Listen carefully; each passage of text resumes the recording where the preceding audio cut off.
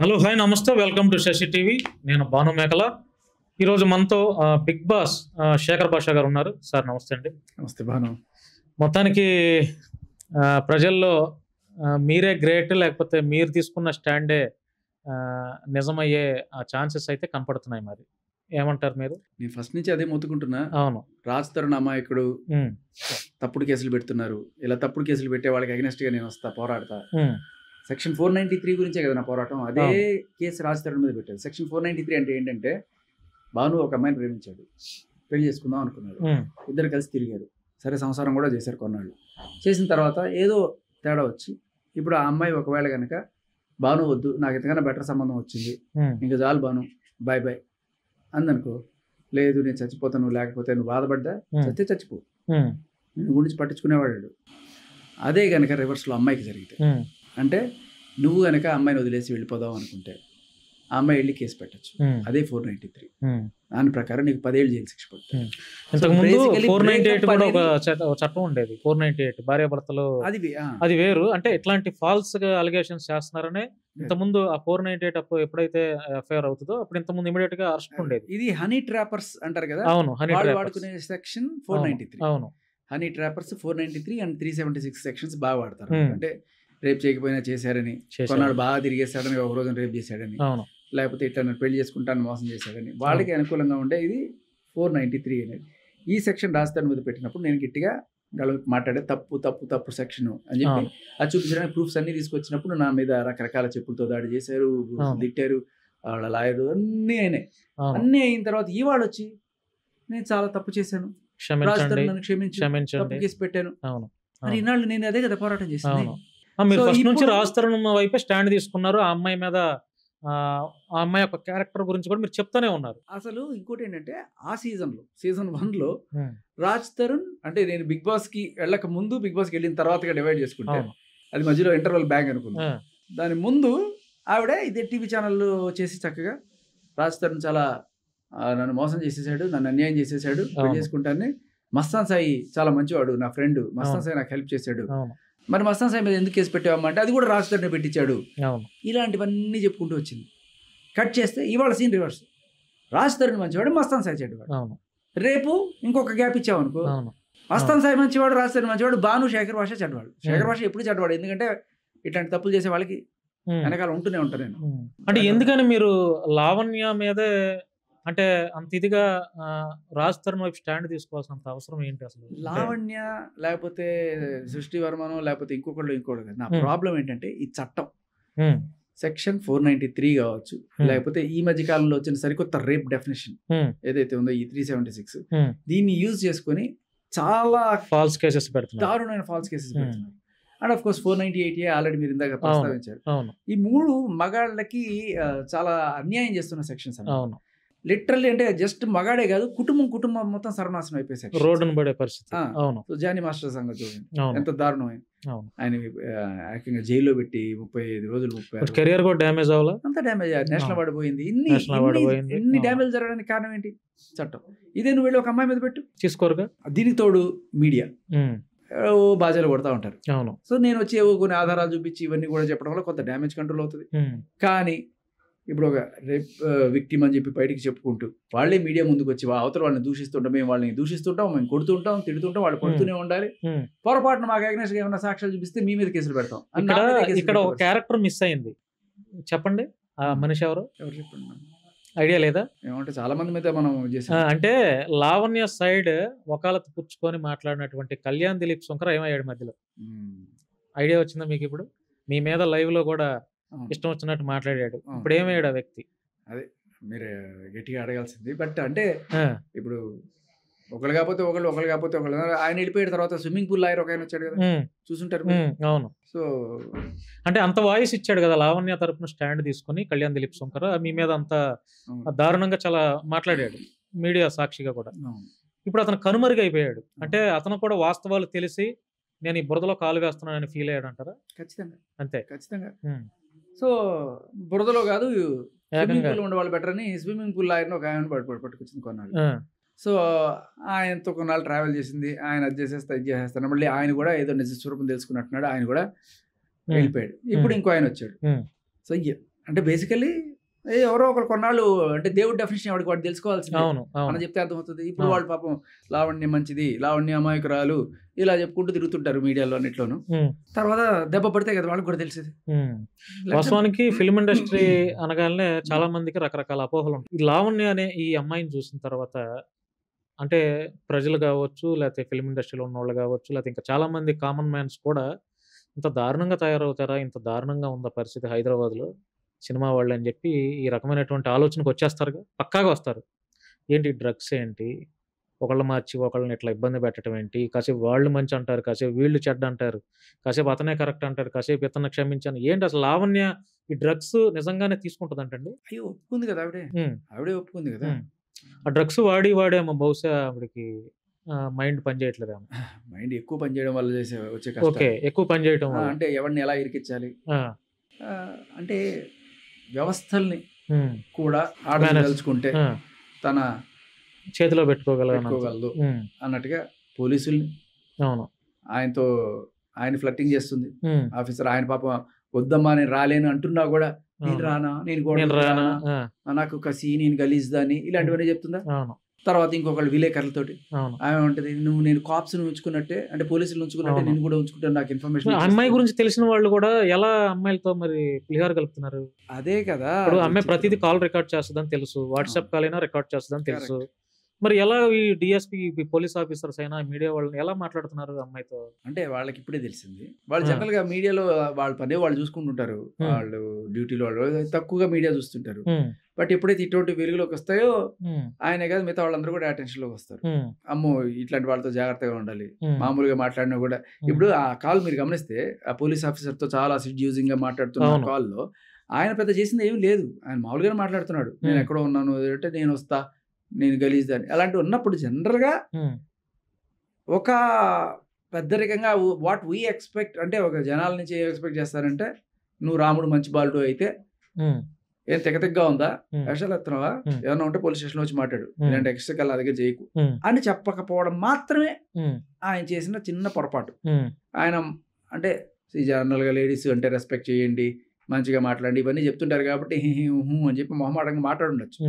కానీ ఈవిడ చాలా క్లియర్ కట్గా లాయర్తో స్విమ్మింగ్ పూల్లో కలితేస్తుంది, పోలీసులతో ఇట్లా మాట్లాడుతుంది, ఇంకా రిపోర్టర్లతో అయితే నేను కాప్స్ ఉంచుకున్నట్టు ఉంచుకుంటా అంటది. సో అంటే మనకు కావాల్సింది ఏంటి, ఒక కోర్టు ఒక కేసు ఇది చేయడానికి లాయరు, మీడియా, పోలీసు. సో వీళ్ళని గుప్పెట్లో పెట్టుకొని ఆడడానికి చాలా చక్కటి ప్రణాళిక. ఇలాంటివి ఇంకా రాబోయే రోజుల్లో ఇట్లాంటి అంటే ఈ టైప్ ఆఫ్ మళ్ళీ ఏమన్నా అలిగేషన్స్ వాళ్ళ మీద వెలవెట్ చేసిన పోలీసు వాళ్ళు ఉన్న ఈసారి రెడీగా ఉన్నారా? అంటే ఇప్పుడు ఎలిగేషన్ నువ్వు ఇంట్లో కూర్చొని చేయొచ్చు, కానీ ఇది ప్రపంచానికి వినిపించేది ఎవరు? అవును, ఒక మీడియా. అవును, మీడియాలో. నువ్వు ఒక బాను ఉన్నాడు, ఒక కసబ్బు, లేకపోతే ఎవడో ఒక టెర్రరిస్ట్ ఉన్నాడు, ఎంతమంది చంపేశాడు, లేకపోతే ఒక రేపిస్ట్ ఉంటాడు, వాడు 10 మంది చంపేశాడు, వాడిని కూర్చోబెట్టి మీ వర్షన్ చెప్పండి అని చెప్పి ఇంటర్వ్యూ చేయొచ్చు నువ్వు.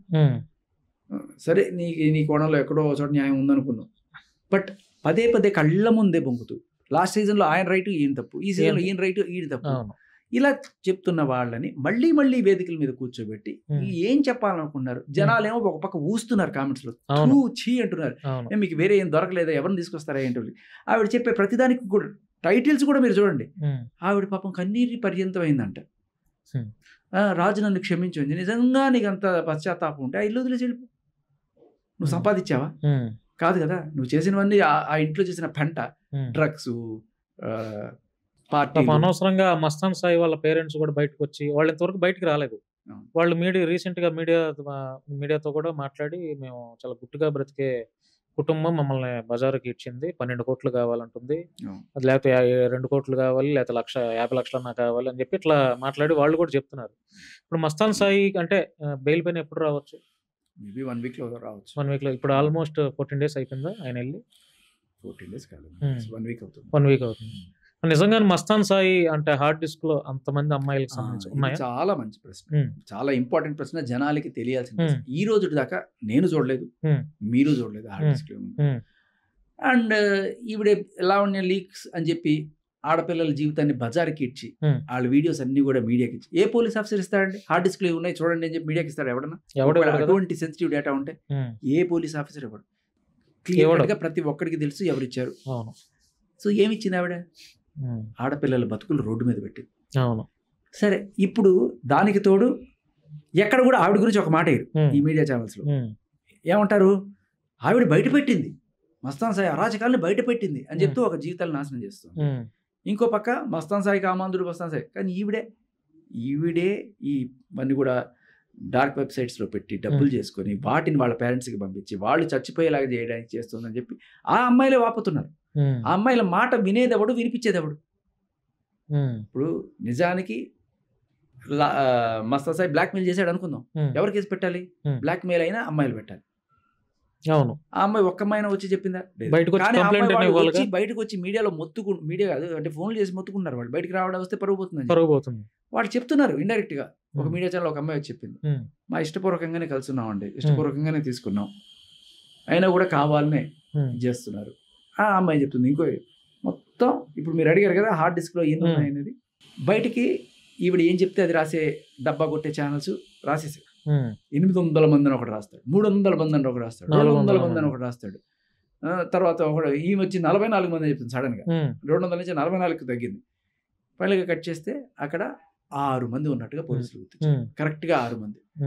ఎప్పటి నుంచి ఇది? ఆడి చిన్నప్పటి నుంచి, అంటే అరౌండ్ 2016-17 ఆ టైం నుంచి ఇప్పుడు వాడికి 34 ఏళ్ళు. ఓవర్ పీరియడ్ ఆఫ్ 10 years వాడుకున్న పాత గర్ల్ ఫ్రెండ్స్ వాళ్ళ ఆవిడే. అందులో ఒకళ్ళు వాళ్ళ ఆవిడగా గుర్తించారు, ఇంకొకళ్ళని అతని బ్రేకప్ అయిపోయిన తర్వాత ఎవరో గర్ల్ ఫ్రెండ్ గా వేరే విదేశీ అమ్మాయి, ఆ అమ్మాయి కూడా పెళ్లి చేసుకొని ఎక్కడో ఉంటుంది సుఖంగా ఆ అమ్మాయి. తర్వాత ఇంకొక యుఎస్ అమ్మాయి, ఆ అమ్మాయితో కూడా అంటే వీళ్ళు చెప్పినట్టుగా అన్ని అంత దారుణంగా లేవు. కొన్ని మామూలు chats, video recordings, video call recordings, దాని ఏమంటారు ఫేస్ టైమ్, అటువంటి రికార్డింగ్స్.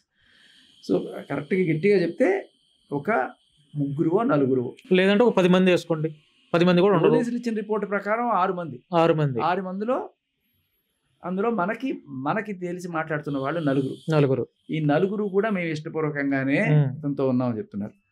అది పెద్ద కేసు కూడా కాదు అప్పుడు. ఈ మిగతా 2 ఎవరు అనేది ఇంకా తేలాల్సింది. వాళ్ళు ఏంటంటే మొత్తం పేరు బయటకు పెట్టరు, జస్ట్ XXX అని చెప్పి పెట్టేసి ఆ పేరు పెడతారు. ఇప్పుడు మనకి పల్లెటూరులో కావచ్చు లేకపోతే కొన్ని సిటీస్ లో కావచ్చు, ఏంటంటే దీన్ని ఎంత యాంప్లిఫై చేశారు చూడండి. ఈ మాత్రం వీడియోలు ప్రతి ఒక్కరి దగ్గర, అంటే అటువంటి కాకపోయినా ఎవడి ఫోన్ ఓపెన్ చేసినా ఒక ఉంటాయి, అందులో కొన్ని క్లోజ్ ఫొటోస్ కూడా ఉంటాయి. బట్ ఈ 6 మంది లేకపోతే 5 మందిని 600 మందిగా 800 మందిగా చిత్రీకరించి వాడిని ఒక కామాంధుడు, వాడు లేకపోతే వాడు ఒక శాడిస్ట్, పైశాచికత్వం, ఇలాంటివన్నీ చెప్పుకుంటూ 100 కథలు వేసారు. అప్పుడు రాజ్ మీద కూడా ఇట్లాగే కథనాలు వేసారు. అప్పుడు రాజ్ తరుణ్, ఇప్పుడు వీడు వచ్చాడు. అప్పుడు ఆయన చెడ్డవాడు, ఇప్పుడు ఈయన చెడ్డవాడు. సో తర్వాత కొన్నాళ్ళకి నిజం తెలుస్తాయి. అప్పుడు మస్తాన్ సాయి నన్ను క్షమించు, నేను తప్పు చేశాను, నేను కేసు వాపస్ తీసుకుంటాను అంటే ఈవిడ చేసే రచ్చంతా మీడియా అవుతారు. తిరిగి రాదుగా రాస్తారు, జరిగిన డ్యామేజ్ ఒకసారితో అయిపోతుందా? మీడియా సాక్షిగా చిన్నోడా సారీ అని చెప్పి కళ్ళం నీళ్లు పెట్టుకొని చెప్పేస్తే, మరి ఆ టైంలో అతను పడినటువంటి మానసిక వేదన, ఆడియో ఫంక్షన్స్, అతను మూవీ రిలీజ్ ఆ ఫంక్షన్ లో కూడా మిమ్మల్ని స్టేజ్ మీదకి పిలిచి మీరు నా పక్కన స్టాండ్ తీసుకున్నారని చెప్పి అంతమంది మీడియా సాక్షిగా మీకు కృతజ్ఞత భావంతో ఆయన చెప్పాడు. మరి ఇప్పుడు ఆ టైంలో జరిగినటువంటి ఆయన డ్యామేజ్, ఇంట్లో కూర్చొని ఆయన పడిన మానసిక ఇదంతా తిరిగి రావాలి మరి కదా. మరి అది తెచ్చిస్తుంది అమ్మాయి కనుక పరువు నష్టం దావా వేస్తే అతనికి ఉన్న స్టేజ్కి కనీసం 50 కోట్లు వేయచ్చు. అది ఒకవేళ ఏంటంటే ఆవిడదే ఇల్లు అంట. ఇప్పుడు ఏం మారింది చెప్పండి? ఆవిడ క్లియర్ కట్ ఇంటెన్షన్ ఇల్లు కావాలి. అవును. అలాగే మస్తాన్ సాయి దగ్గర నుంచి 12 కోట్లు ఎంతో చెప్పారు కదా. సో 12 కోట్లకి మొదలైంది యాక్చువల్ గా బేరం. ఫైనల్ గా 50 లక్షల దగ్గర తెగింది. ఇచ్చేసారా? వాళ్ళ అమ్మలు ఇచ్చేయడానికి రెడీగా ఉన్నారు. 2 కోట్లకి సెటిల్ చేస్తా అని చెప్పి అక్కడ బట్టాపురం నుంచి ఒక ఆయన ఎవరో ఒక పెద్ద మనిషి అనుకోండి, పెద్ద మనిషి కాదు, ఇన్స్పెక్టర్, ఇట్లా ఈయనట్టుగా బుక్ అయిపోయాడు. అప్పుడు ఆయన దగ్గర అట్లాగే ఆయన రక్తాల చెడు గోకితే ఆయన కూడా బుక్ అయిపోయాడు. ఆయన కూడా పాపం VR లో పంపించేశారు. ఇట్లాగే VR లోకి వెళ్ళిపోయారు. సో అంటే వీళ్ళు వాళ్ళ జీవితాలతో కంప్లైంట్ ఎవరి మీద అయితే పెట్టారో వాళ్ళ జీవితాలతో ఆడుకోవడమే కాకుండా నాకు న్యాయం చేయండి సార్ అని చెప్పి వెళ్ళి ఈ పోలీసుల జీవితాలను కూడా ఆగం చేస్తున్నారు. మీ జీవితం అంతా ఇట్లా పోరాటాలు చేయడమే సరిపోతుంది. ఎక్కడండి, మొన్నే కదా నేను వచ్చాను, సంవత్సరం అయింది, సంవత్సరం కూడా కాలేదు అంతే. కంటిన్యూస్ గా మీరే ఉన్నారు, ఈ ఇష్యూ మీద మీరే వాయిస్ ఇస్తున్నారు కదా. ఎక్కడ అందరూ రావాలి. ఇప్పుడు నేను ఒక్కడనే అంటే ఎన్నాళ్ళని మీలాంటి వాళ్ళకి అందరూ వచ్చి ఇప్పుడు అందరు మగాళ్ళు మంచాళ్ళని చెప్పను. ఉమ్, నేను అలా అని ప్రతి ఎదవ ఎవడైతే తప్పులు చేశాడో వాడి వెనకాల నేను నిలబడను. ఉమ్, కానీ అమాయకుడు అని చెప్పి కళ్ళ ముందు తెలుస్తున్నా కూడా అతని జీవితాన్ని నాశనం చేస్తున్నాను అన్నప్పుడు ఖచ్చితంగా మనందరం నిలబడకపోతే రేపు మనకు జరిగితే ఎవడొస్తాడు? ఇప్పుడు లావణ్యకి మీకు ఎటువంటి పర్సనల్ గ్రడ్జ్ ఏం లేదు కదా? నాకు అసలు నీకేం లేదు కదా? జీవితంలో ఎప్పుడు చూసింది లేదు అప్పుడు లేదు. ఆవిడని. ఉమ్, ఆవిడ ఎవరో కూడా నాకు తెలియదు. ఉమ్, నేను ఈ కేసు తప్పు అని చెప్పి వాదిస్తూ వచ్చాను. ఉమ్. ఆవిడకి నా వాదన నచ్చలేదు. ఉమ్, సో నన్ను పర్సనల్గా టార్గెట్ చేసింది, కొట్టించింది, ఉమ్, హాస్పిటలైజ్ అయ్యాను. ఉమ్, తర్వాత ఇప్పుడు చంపడానికి కూడా స్కెచ్ చేశారు కదా, ఉమ్, మీరు అది వినే ఉంటారు. ఉమ్. అంటే అంత అమ్మాయి మ్యానిపులేట్ చేస్తుందా? అంత కళ్ళ ముందు కనబడుతుంది. అవును. పోలీసులనే మ్యానిపులేట్ చేస్తుంది, లాయర్లను మ్యానిపులేట్ చేస్తుంది, రిపోర్టర్స్ తో ఆ, డ్రగ్ పార్టీలు చేసుకుంటూ వాళ్ళతో రాయిస్తుంది. ఉమ్. ఇంకేముంది చెప్పండి? అసలు అంత డబ్బు ఎక్కడ ఉందండి ఆ అమ్మాయి దగ్గర ఇప్పటికి? అంటే దాచి ఉందా ఏమన్నా, లేకపోతే సేవింగ్స్ ఏమన్నా పెట్టిందా, లేకపోతే ఎట్లా? అంటే ఆ అమ్మాయి సినిమాల్లో చేయట్లా, సీరియల్స్ లో చేయట్లా, ఏం ఈవెంట్స్ ఏం చేయట్లా, డబ్బులు ఎక్కడి నుంచి వస్తున్నాయి? చాలా మంచి ప్రశ్న అండి ఇది. ఉమ్, ఇది ఇది ప్రతి జర్నలిస్ట్ అడగాలి. ఆవిడ ఉమ్, మీకు డబ్బులు ఎక్కడి నుంచి వస్తున్నాయి? ఉమ్, మీరు ఏ బిజినెస్ చేయరు, ఉమ్, ఏ జాబు చేయరు, ఉమ్, కానీ మీరు బ్లాక్మెయిల్ చేస్తున్నారని చెప్పి అమ్మాయిలు అయితే కేసులు పెట్టారు. ఉమ్, కొంతమంది అబ్బాయిలు కూడా కేసులు పెట్టారు. ఉమ్, సరే, మీరు బ్లాక్మెయిల్ చేసి డబ్బులు సంపాదించుకుంటున్నారా? ఉమ్, పోలీస్ ఆఫీసర్ని బ్లాక్మెయిల్ చేస్తారా? లేకపోతే రిపోర్టర్స్ని కూడా బ్లాక్మెయిల్ చేస్తున్నారా? ఉమ్, లాయర్స్ని కూడా బ్లాక్మెయిల్ చేస్తున్నారా? ఉమ్, ఎంతమందిని బ్లాక్మెయిల్ చేసి పొట్ట నింపుకుంటున్నారు? ఉమ్, ఏం చేసి మీరు అసలు డబ్బులు సంపాదిస్తున్నారు? ఉమ్. ఇది చాలా ఇంపార్టెంట్ క్వశ్చన్. అవును, కనబడుతున్నది అయితే ఇదే, ఇప్పుడు ఇదే చేస్తుంది, అవును, కేసులు పెట్టడం. అవును. న్యూ సెన్స్, నాన్ సెన్స్ ఇదంతా. ఇప్పుడు కాదు భాషా గారు, ఇప్పుడు పల్లెటూళ్ళల్లో లేదంటే కొంచెం మున్సిపాలిటీ కార్పొరేషన్ పరిధిలో ఉన్నటువంటి కొన్ని ఊళ్ళల్లో చూసుకుంటే ఒక అమ్మాయికి సంబంధించి ఏదైనా చిన్న ఒక లవ్ అఫైర్ లేకపోతే ఏదన్నా వచ్చి ఇష్యూ అయ్యి ఏదన్నా అయితే తల్లిదండ్రులు పరువుకి భయపడతారు. అటు ఇంటి పొరుగు వాళ్ళతో చెప్పుకుందామన్నా కూడా భయపడతారు. ఆ పరువు ఎందుకులే, చాలా గుట్టుకుందాంలే అని. లావణ్య ఇంత దారుణంగా బయటకు వచ్చేసి 2 తెలుగు రాష్ట్రాల్లో ఇంత నాన్సెన్స్ అయిపోయి ఆ అమ్మాయి వెనక ఒక తల్లిదండ్రులు, పేరెంట్స్ ఉన్నారు, వాళ్ళ కుటుంబం ఉంది, పరువు తక్కువ పని అనే ఆలోచన అమ్మాయికి ఎందుకు రావట్లా? అంటే బరితెగించేసింది అనుకోవాలా? అనుకోవాలి, ఖచ్చితంగా ఆ, అనుకోవాలి. నేను ఎందుకంటే ఆడపిల్లని, నాకు మీకు ఒక పరువు ఒక మాట మర్యాద చెప్తా, ఉంది. మీకు ఆ, ఒక మాట చెప్తా. ఇక్కడ బరి తెగించిన వాళ్ళకే రోజులు. న్యాయాలు జరుగుతున్నాయి. ఉమ్, అంటే అన్ని ఇడిచిపెట్టి, ఉమ్, ఇప్పుడు ఎప్పుడన్నా వాళ్ళ అమ్మా నాన్నతో ఉండడం మీరు చూసారు? అవును. వాళ్ళని కూడా చాలా తిడుతుంది కదా. rare. వాళ్ళ అమ్మని ఏమని తిడుతుంది? అవును, లంజా బొంజా అని కూడా తిడుతుంది కదా. అంటే నేను దారుణం. చెప్పలేను. అవును, అంత అంటే అవును, అటువంటి అంటే ఫ్యామిలీ ఏ ఉమ్, రకమైన రిలేషన్ లేదు, వావి వరుసలు లేవు. అవును, వాడెవడో రాఖీ కడితే అవును, వాడితో కూడా ఏదో ఉంది అని చెప్పి మస్తాన్ సాయి అనుమానం వ్యక్తం చేస్తే, అంటే ఇప్పుడు కాల్ ఒకటి లీక్ అయింది. అవును, దాంట్లో ఏంటంటే ఆయన రాఖీ కట్టాడు కదా, ఆయనతో నువ్వు స్విమ్మింగ్ పూల్లో ఎలా దిగుతావు? ఉమ్, లాయర్ అన్నాడు, ఉమ్, రాఖీ కట్టాడు అన్నావు, ఉమ్, మరి ఆ స్విమ్మింగ్ పూల్లో ఏంటి టచ్ అంటే మేము క్యాజువల్గానే ఫ్రెండ్లీగానే అది అంటే లాస్ట్ ఒక మాట అంటాడు ఆయన. ఏంటి మీకు ఒక బిట్ ఒకటి వినిపిస్తాను, వినిపించండి. ఆణిముత్యం అది, విని తీరాలి మీరు. Hello, hi Rajesh. అది ఇందాక కోర్టులో ఉంటుంది, విజయవాడలో ఏదో చేసాం అన్నవి సాయి వరకు రీచ్ చాలా మాట్లాడుకున్నాను. 3 గంటలకు కలిసాము. అది ఇంకోటి అమ్మాయి 4:30కి ఇమీడియట్ గా నాకు కాల్ చేసింది. అదేంటి డోర్ కూడా కాల్ డోర్ కొట్టిందో తన తర్వాత మన వాటర్ సపోర్ట్ అయితే నేను లేచిన, నాకు హెడ్ వస్తుందని అమ్మాయి బయటకు వస్తే నేను అమ్మటప్పుడు కాల్ వేసుకొని మళ్ళీ మెడిసిన్స్ పోయినా. 5 మళ్ళీ మెడిసిన్ పోయి మళ్ళీ నా రూమ్కి వచ్చేసి నేను పడుకున్నాను. నాకు రాఖీ కట్టారని చెప్పింది. ఇఫ్ నథింగ్ వాస్ హ్యాపెండ్, నేనేమంటే రాఖీ అప్పుడు నాకు మస్తు మంది నేనే అడిగి కట్టించుకుంటాను. చాలా మంది ఇట్లాంటి అలిగేషన్స్ వస్తాయని. యాక్చువల్లీ మరి మీరు కట్టించుకున్నారు. మరి రాఖీ కట్టినంత మాత్రం రాఖీ చెప్పాను, రాఖీ కట్టినంత మాత్రం కోరికలు ఉంటే కమిట్ అవ్వద్దని ఉందా? ఉమ్, ఏమన్నాడు మీరు ఉన్నారా? అవును, ఏంటిది రాఖీ కట్టినంత మాత్రాన కోరికలు ఉంటే కమిట్ అవ్వడం ఉందా? అవును.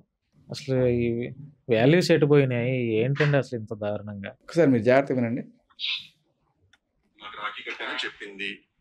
ఇఫ్ నథింగ్ వాస్ హ్యాపెండ్, నేనేమంటే రాఖీ అప్పుడు నాకు మస్తు మంది నేనే అడిగి కట్టించుకుంటాను. చాలా మంది ఇట్లాంటి అలిగేషన్స్ వస్తాయని. యాక్చువల్లీ మరి మీరు కట్టించుకున్నారు. మరి రాఖీ కట్టినంత మాత్రం రాఖీ చెప్పాను, రాఖీ కట్టినంత మాత్రం కోరికలు ఉంటే కమిట్ అవ్వద్దని ఉందా? రాఖీ కట్టినంత మాత్రాన కోరికలు ఉంటే కమిట్ అవ్వకుండా ఉండొద్దా? ఎంత అసహ్యం కదా. అవును. అంటే అక్కడ రాఖీ కన్నా పదాన్ని డెఫినేషన్ ఏముంది ఇంకా?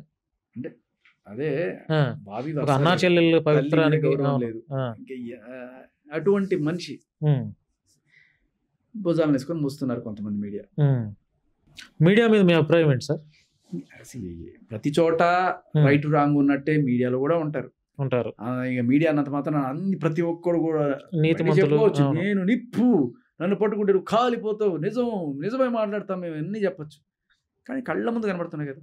ఒకరోజు ఏమో ఆయన రైట్ అంటే, ఒకరోజు ఏమో ఈయన రైట్ అంటే, ఏమి నోటికి వచ్చింది అలా వాగిన వాళ్ళందరినీ కూడా కూర్చోబెట్టుకొని పాపం లావణ్య అమాయకురాలు అన్నట్టుగా అయ్యో ఆవిడ ఏడ్చేసింది, ఆవిడ కన్నీరు కార్చింది అని చెప్పి సానుభూతి క్రియేట్ చేసి ఇప్పుడు ఆవిడ ఇమేజ్ జాకీలు పెట్టి లేపుతున్నారు పాపం వీళ్ళు. థూ అనిపిస్తుంది అలాంటి మీడియాని చూస్తే. ఇప్పుడు మీరు ఆడపిల్లకి అగెనిస్ట్ గా వర్క్ చేస్తున్నారు, ఫైట్ చేస్తున్నారు.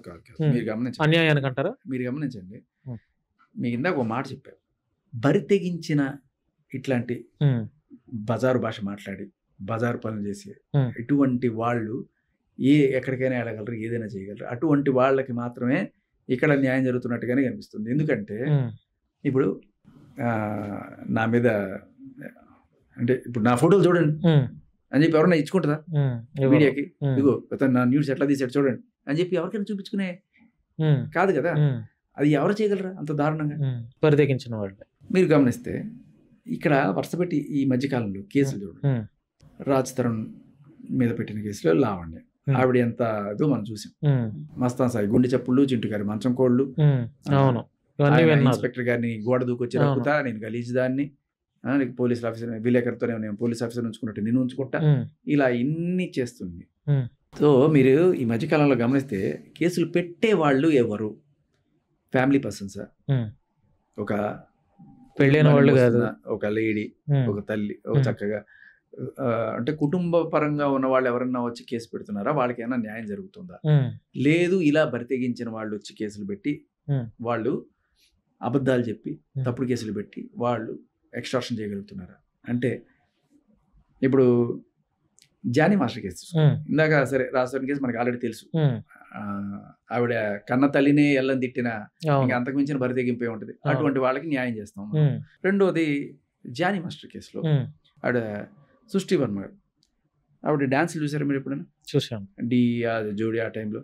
సో సరే వాళ్ళ ప్రొఫెషన్ కావచ్చు, కానీ ఇక్కడ దాకా పొట్టి బట్టలు వేసుకొని మీద మీద పడిపోయినా, లేకపోతే వాళ్ళు అటు తిప్పినా ఇటు తిప్పినా, సో దీనికి మనకి కొంచెం సిగ్గు అంత ఉంటే చేయలేం. సిగ్గు వదిలేయాలి చాలా వరకు, అవునా కాదు? అటువంటి డాన్సులు చేయాలంటే. జానీ మాస్టర్ దాంట్లో నిజంగా జానీ మాస్టర్ తప్పేం లేదంటారా? తప్పు, ఇప్పుడు ప్రతి మనిషి తప్పులు చేస్తాడు, కానీ ఆ తప్పుల్ని క్యాష్ చేసుకోవాలనో చూస్తారు. చూసారా? తప్పు పొరపాట్లు వేరు, నేరాలు ఘోరాలు వేరు. జానీ మాస్టర్ తప్పేంటి? వాళ్ళ ఆవిడ ఉండంగా ఆయన వేరే ఎఫ్ఐఆర్ పెట్టుకోవడం, అవును, అది ఆయన చేసింది. కానీ చాలా కాలం నడిచింది అలా. దానికి ఎవరు కేసు పెట్టాలి ఆయన మీద? వాళ్ళ ఆవిడ పెట్టాలి, భార్య పెట్టాలి కదా. కానీ ఆయన చేయని తప్పుకి ఆయన మీద కేసు పెట్టారు. ఏంటిది? ఆయన ఎఫ్ఐఆర్ పెట్టుకుంటే ఎఫ్ఐఆర్ని కాస్త రేప్గా చిత్రీకరించి, దాన్ని కూడా పోక్సోగా చిత్రీకరించి ఆయన్ని నానా రకాల నరకం చూపిస్తున్నారు. సో ఇక్కడ నిజానికి అన్యాయం జరిగిపోతుంది ఎవరికి? జానీ మాస్టర్ వాళ్ళ ఆవిడకి. ఆవిడ మన భారతదేశం, భారతీయ కుటుంబ వ్యవస్థ మీద ఆధారపడి ఉంది. ఒక మహిళ ఇద్దరు పిల్లల్ని కానీ తన ఒళ్ళు ఓనం చేసుకుని వాళ్ళని పెంచి పోషిస్తూ భర్తకి చూసుకుంటూ ఉన్న ఒక కుటుంబంలో ఉన్న స్త్రీకి కదా మనం న్యాయం చేయాల్సింది. ఎవరికైనా అసలు చేయాలంటే లేదు, అర్ధనగ్నంగా బట్టలు వేసుకుని విచ్చలవిడిగా డాన్సులు చేసుకుంటూ చేసేవాళ్ళు.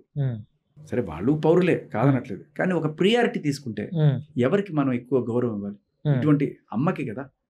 ఎక్కడ న్యాయం జరుగుతుంది? ఇటువంటి వాళ్ళకి జరగదు, ఇటువంటి వాళ్ళకి న్యాయం జరుగుతుంది. జానీ మాస్టర్ కేసులో కూడా అది కూడా వాంటెడ్ గా జరిగింది. హర్ష సాయి మీద కేసు పెట్టారు. అవును, వాళ్ళు ఎవరు మీరు చూడొచ్చు ఒకసారి ఇన్స్టాగ్రామ్ లో.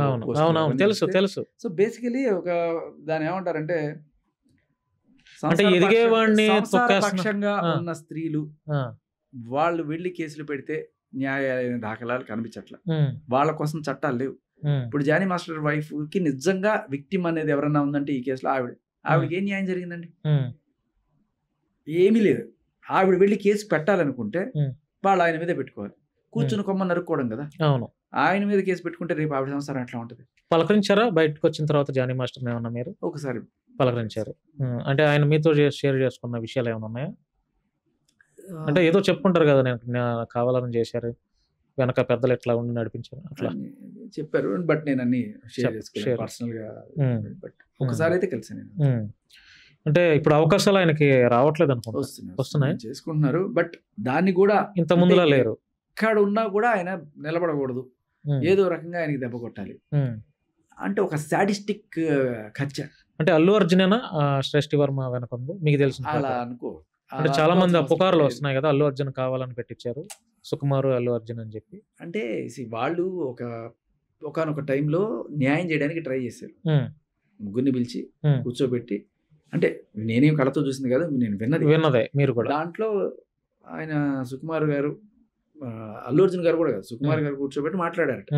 ఎందుకమ్మా ఆయన పెళ్ళైపోయింది, పిల్లలు ఉన్నారు, ఆయన వదిలే, ఆయన మా నాన్న ఉండు, నీకేం ఆఫర్లకి ఏం కొదవ ఉండదు, మేము ఇస్తున్నాం కదా, సో నీ పని నువ్వు చూసుకో, ఆయన జోలికి వెళ్ళకు, మీరు కూడా అమ్మాయి జోలికి రాకండి, మీ పని మీరు చూసుకోండి అని చెప్పి ఒక చిన్న మధ్యస్థం చేసిన ఇట్టుగా ఒక సమాచారం, అదైతే నాకు తెలుసు, మీకు తెలుసు.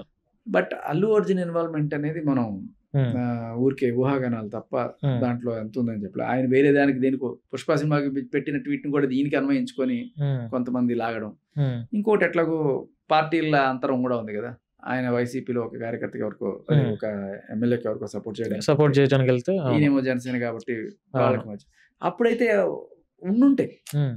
ఇది అంటే అభిప్రాయ భేదాలు ఉండొచ్చు, నువ్వు నా అభిప్రాయాన్ని ఒప్పుకోలేదు, నేను చంపేడాలు, నీ మీద కేసు పెట్టేలా చేసే అంత దారుణం ఉండదు అక్కడ. ఎలా అంటే అక్కడ ఏముంది అభిప్రాయ భేదం, Jani master because he's into Janasena, మీరు పవర్ స్టార్ కి ఎదురుగా ఆపోజిట్ మాట్లాడారు, అందుకని నేను మీ సినిమాలో చెయ్యను అని చెప్పి ఆయన తప్పుకున్నాడు. సో తప్పుకుంటే ఆ కిసిక్ సాంగ్ ఏదైతే జానీ మాస్టర్ చేయాల్సిన సాంగ్ ఆయన తప్పుకున్నారు, సరే వేరే వాళ్ళు అప్రోచ్ చేశారు, కానీ దానివల్ల తప్పుకున్నాడు కాబట్టి ఎంత చేశాడంటే సినిమాల్లో బాగుంటాయి ఎట్లాంటి చెప్పుకోవడానికి. అంటే ఫోటో ఇవ్వలేదని చెప్పి సీఎం ని మార్చేస్తున్నట్టు, అలా సాంగ్ చేయలేదని చెప్పి పోక్సోలు పెట్టిస్తారని చెప్పి నేను అనుకోను, అంత దారుణం అయితే జరగదు. సార్ ఇప్పుడు మీ మూవీ అప్డేట్స్ ఏంటి, అంటే ఏమైనా సినిమాల్లో చేస్తున్నారా, సీరియల్స్ కానీ వస్తున్నాయి, కానీ నాకు అయ్యేదాకా చెప్పడం ఇష్టం లేదు, అయితే ఒకటేసారి వస్తున్నాయి. అయితే సీరియల్స్, మూవీస్ పెద్ద సినిమాలా లేకపోతే వస్తున్నాయి? సార్ సోషల్ మీడియా మీద మీ అభిప్రాయం ఏంటి? సోషల్ మీడియా అనేది చాలా అవసరం. నిజాన్ని బయటికి తీసుకొచ్చింది ఎవరు? సోషల్ మీడియానే కదా. యూట్యూబ్ ఛానల్స్, చిన్న చిన్న మీడియాలోనే వచ్చాయి ఇవన్నీ కూడా, అఫైర్స్ కావచ్చు, ఇవన్నీ కూడా. సోషల్ మీడియాలో ఎక్కువ నెగిటివిటీ ఉందంటారా, పాజిటివిటీ ఎక్కువ? నెగిటివిటీ విషం పని చేసిన తొందరగా మందు పని చేయదుగా. నెగిటివిటీ అనేది ఉంది ఖచ్చితంగా, నెగిటివిటీ ఎక్కువగా నెగిటివిటీ ఉంది, అలాగే పాజిటివిటీ కూడా ఉంది, మనం చూసే దీన్ని బట్టి ఉంటుంది. సింపుల్ సజెషన్స్ కూడా మనకి ఎలా వస్తాయి, మీరు 4 అటువంటివి చూసారు, 5 మీకు అట్టే ఉంటుంది వస్తుంది, 4 మంచివి చూసారు అనుకోండి మీకు మంచిగా వస్తాయి. ఇది సోషల్ మీడియాలో అన్నీ ఉన్నాయి, మీరు దేని సైడ్ వెళ్తారనేది, ఇక్కడ రాళ్ళు ఉన్నాయి, ముళ్ళు ఉన్నాయి, పూలు ఉన్నాయి, మీరు వెళ్ళిపోతారనేది మీ చాయిస్. బ్రాడ్ గా ఒకటి చెప్పాలి ఇప్పుడు. అలాగే మీడియాలో కూడా మంచి ఉన్నారు, చెడ్డ ఉన్నారు. అవును.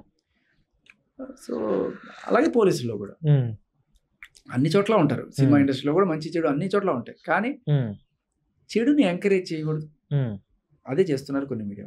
క్లియర్ కట్ గా ఆవిడ డ్రగ్ పెడ్లర్, 45 రోజులు చెంచల్ కూడా జైల్లో ఉండొచ్చిన మహిళ అని తెలిసి, అక్రమ సంబంధాల భాగవతాలు అన్ని విని, కన్న తల్లినే ఎల్లని తిట్టేంత సంస్కారవంతులు అని తెలిసి, ఆ మస్తాన్ సైతం మాట్లాడుతూ, నేను ఎల్లునే పడుకున్నావు కదా, డబ్బులు ఇచ్చి మాట్లాడు, డబ్బులు ఇవ్వకపోతే నేను చేసేసరికి చెప్తా, ఇది ఎక్కడి నుంచి ప్రాస్టిట్యూషన్ కూడా లీగల్ చేస్తారా? ఇటువంటి మాటలు, ఇంత అంటే అంత చెడ్డ మనిషి అని తెలిసిన తర్వాత కూడా భుజాలకు ఎత్తుకొని మోస్తున్నారు అంటే ఇంకా డబ్బులా లేకపోతే ఏంటి వాళ్ళ విచక్షణ ఎక్కడ పోయిందో అర్థం కాదు. ఇప్పుడు ఆమెకి డబ్బులు ఇస్తే సరిపోతుందండి, దానికోసమేనా? డబ్బులు ఇస్తే సైలెంట్ అవుతుందా? అంతేగా, లేకపోతే డబ్బులు ఇచ్చిన తర్వాత కూడా మళ్ళీ ఇంకా ఎలిగేషన్స్ చేయదని గ్యారంటీ ఏం లేదుగా. తనకు కావాల్సిన డబ్బులు అంతే, ఒక మంచి పర్ఫెక్ట్ లైఫ్, ఇల్లు, సంసారం, ఒక పెళ్లి నుంచి ఇల్లు, మస్తాన్ సాయి నుంచి కోట్లు, అదే వాళ్ళ నాన్న చెప్పింది. ఇప్పుడు ఆ అమ్మాయి ఇప్పుడు ప్రస్తుతం అంటే రైట్ నో ఇప్పుడున్న ఇల్లు రాస్తారుందేనా? రాస్తారండి. వదిలేసినట్టేనా రాస్తారని? ఇంకా అంటే ఆయన లీగల్ గా పోదాం అనుకుంటున్నారు అంతే, ఇంకా జరుగుతుంది, జరిగినప్పుడు కంగారు ఏం లేదు ఆయనకి.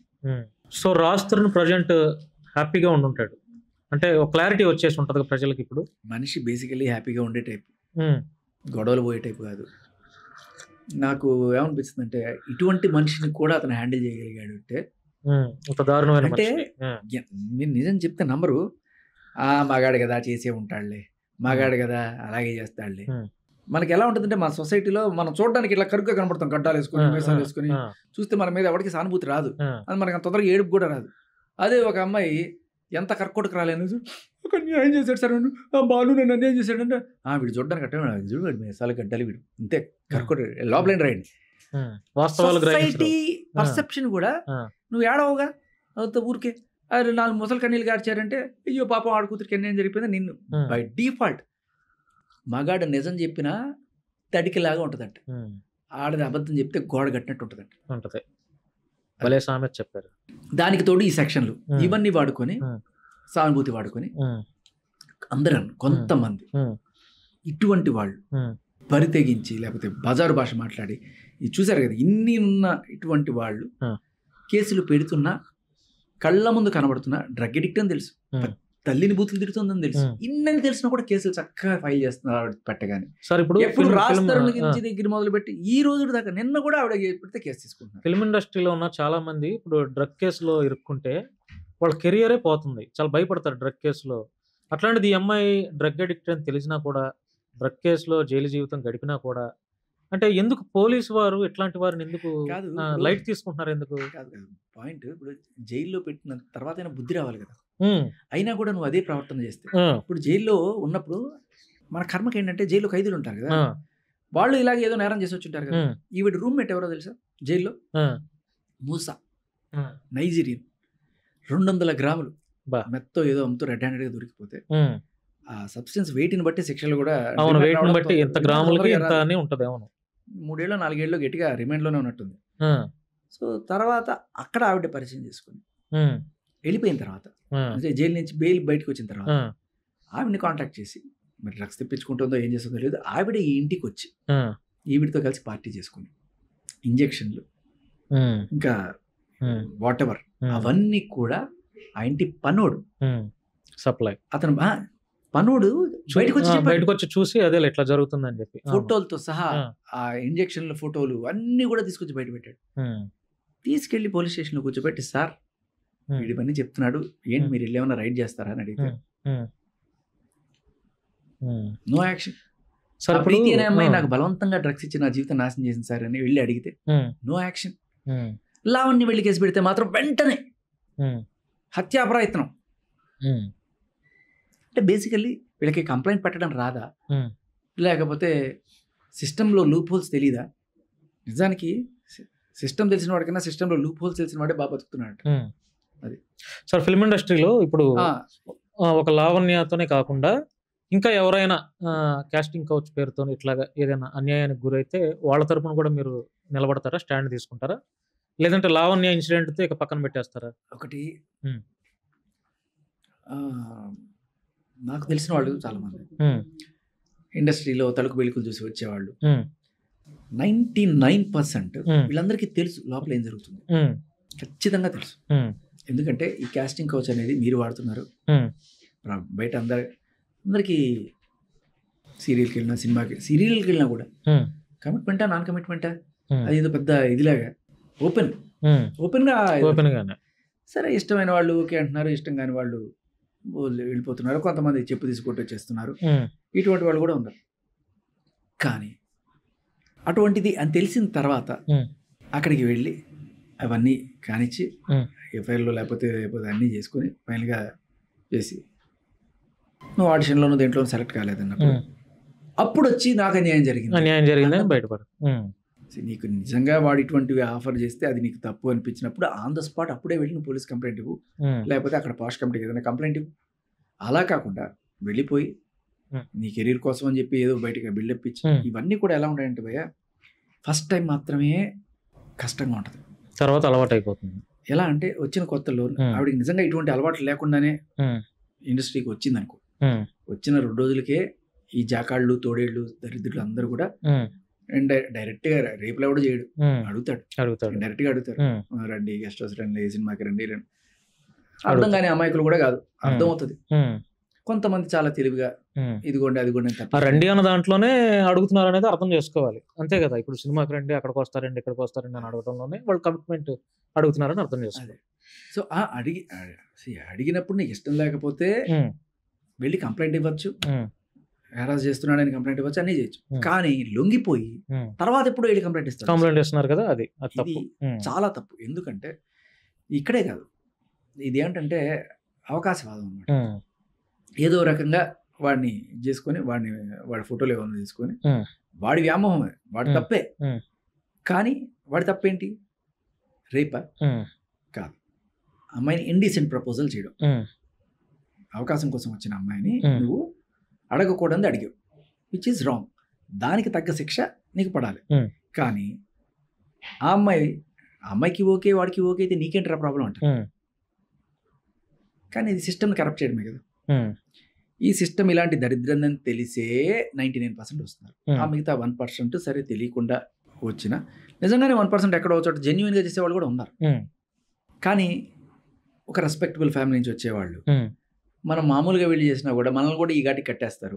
నేను నిజంగా ఏ ఎఫ్ఐఆర్లు ఏం పెట్టుకోకుండానే నువ్వు నీట్గానే సినిమా చేసినా కూడా దాన్ని ఏమంటారు, తాడి చెట్టు కింద కూర్చొని మంచిని లాగా ఉంటారా, కళ్ళదాగానే అంటారు కదా. సో అలా రేపు మనకి చెడ్డ పేరు వస్తుంది అనుకున్న వాళ్ళు ఎవరు రారు, తెగించిన వాళ్ళే వస్తారు 99%. సార్ మీరు బిగ్ బాస్ కి వెళ్ళక ముందు, బిగ్ బాస్ కి వెళ్ళిన తర్వాత నాకు పర్సనల్ ఎక్స్పీరియన్స్ చెప్తా. నాకు తెలిసిన ఒక అమ్మాయి, చాలా మంచి అమ్మాయి, మంచి ఫ్రెండ్. ఆ అమ్మాయికి సినిమాలో చేయాలి అంటే ఇన్స్టాగ్రామ్లో 4-5 ఫోటోలు పెట్టగానే విపరీతమైన లైక్లు రావడం కానీ ఖచ్చితంగా నువ్వు హీరోయిన్ మెటీరియల్ అని చెప్పగానే ఆ అమ్మాయి ఉబ్బి తబ్బిపోయి ఎస్ నేను హీరోయిన్. నిజంగానే హీరోయిన్ కన్నా చాలా మంది హీరోయిన్ కన్నా బాగుంటుంది అమ్మాయి, మంచి హైట్ కూడా. సో ఆ అమ్మాయి పాపం వెళ్ళింది ఇట్లాగే, నేను హీరోయిన్ అయిపోతాను నన్ను తీసుకుని తేవాడని చెప్పి. ఆ అమ్మాయి ఫోటోలు వేసిన చోటల్లా పిలిచారు పాపం ఆ అమ్మాయికి తగ్గ. కానీ వెళ్ళిన తర్వాత ఆవిడకి ఎదురైన పరిస్థితులు చెప్తే బాధేసింది. అందరూ వాడుకుని వదిలేశారు. వాడుకుని వదిలేదు, చిచ్చి అమ్మాయి అంత దూరం పోలా. ఇన్అప్రోప్రియేట్గా టచ్ చేయడం, వెళ్ళిన వెంటనే ఆడిషన్కి వెళ్ళంగానే మేము అదేలే టచ్ చెక్ చేయాలి, ఈ సీన్ ఎలా చేస్తారు ఆ సీన్ ఎలా చేస్తారని చెప్పి వెంటనే కకృతిగా అనమాట ఇంకా తోసేసి గట్టిగా అరిచేసి అమ్మాయి వచ్చేసింది. అయినా కూడా అమ్మాయికి బుద్ధి రాలేదంటే సరే వెళ్ళి కంప్లైంట్ పెట్టడం గురించి నేను మాట్లాడలేదు.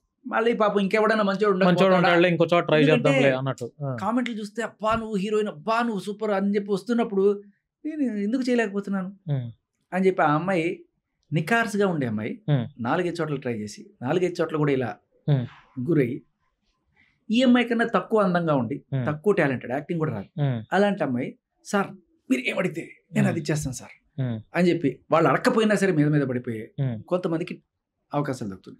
ఇప్పుడు చెప్పండి, ఇటువంటి అమ్మాయిల వల్ల ఇటువంటి అమ్మాయిలకి అన్యాయం జరుగుతుంది లేదు అంటే వాళ్ళందరూ వస్తున్నారు, నీకేంటి పెద్ద పుడింగ్ లాగా చేస్తున్నావు? అవును, అంటే నికార్స్ అయిన వాళ్ళు టాలెంట్ ఉన్న వాళ్ళు కూడా అన్యాయం అయిపోదు అనే కారణం ఈ వెధవల వ్యామోహమే కాకుండా ఇటువంటి అమ్మాయిల అత్యుత్సాహం కూడా కాదా? అది పాయింట్. సార్ ఇప్పుడు బిగ్ బాస్కి వెళ్ళక ముందు వెళ్ళిన తర్వాత, అంటే వెళ్ళిన తర్వాత మీకు ఇంకా ఫేమ్ ఎక్కువ వచ్చిందా, అంటే మీ కెరియర్ బాగుందా? అయితే బిగ్ బాస్కి వెళ్ళక ముందు బాగుందా, వెళ్ళి వచ్చిన తర్వాత మీ కెరియర్ బాగుందా? వచ్చిన 2 నెలలు అయింది, అప్పుడే మన కెరీర్ గురించి ఏం మాట్లాడతాం అంటే కొంచెం ఫేమ్ ఇంకా రాగానే బయటికి రాగానే నాకు స్టార్ స్పోర్ట్స్ లో కామెంటేటర్ గా వచ్చింది. సో వెంటనే ముంబై వెళ్ళిపోయాను.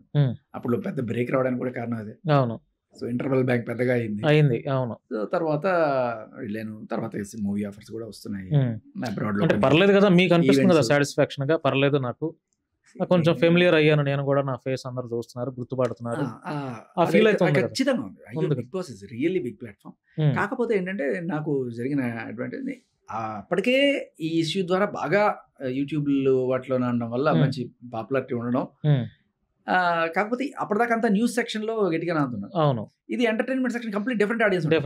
ఇప్పుడు వాళ్ళ కూడా కాస్త నేను పరిచయం అవడం వల్ల అటు ఇటుగా వికటికవయ్యాయి అనమాట. బిగ్ బాస్ మీద ఇప్పుడు తీవ్రమైనటువంటి వ్యతిరేకత వస్తుంది ప్రజలకి. అది ఎప్పటి నుంచో కొత్తగా ఏం లేదు, అంటే ఇంట్రెస్ట్ రావట్లా. ఇది కూడా ఒక స్క్రిప్టెడ్ బిగ్ బాస్ అనే కాదు, అస్సలు కాదు. అస్సలు అంటే వాళ్ళకి ఏమన్నా ముందుగానే అనుకుని ఏమన్నా చేసుకుంటుంటే, ఇప్పుడు ఏంటి నేను ఒంటిగా సుంటుకుమ్మగాడిలో వెళ్ళాను, అక్కడ నాకు ఎవరు పరిచయాలు లేవు. అక్కడికి వెళ్ళిన తర్వాత ఏం పరిచయాలు తప్ప, అక్కడికి వెళ్ళిన తర్వాత ఎవర్రా మీరంతా ఇప్పుడు చూడలేదు అన్నట్టుగానే అనిపించింది. ఆదిత్యం అంతకుముందు ఏదో సినిమాలో చూసే అది గుర్తుంది, ఇంకెవరు తెలియదు నాకు ఆదిత్యం తప్ప. ఆ బేబక్కన ఎక్కడో ఒకసారి ఏదో ఇంటర్వ్యూలో చూసి, మిగతా వాళ్ళందరూ కొత్త.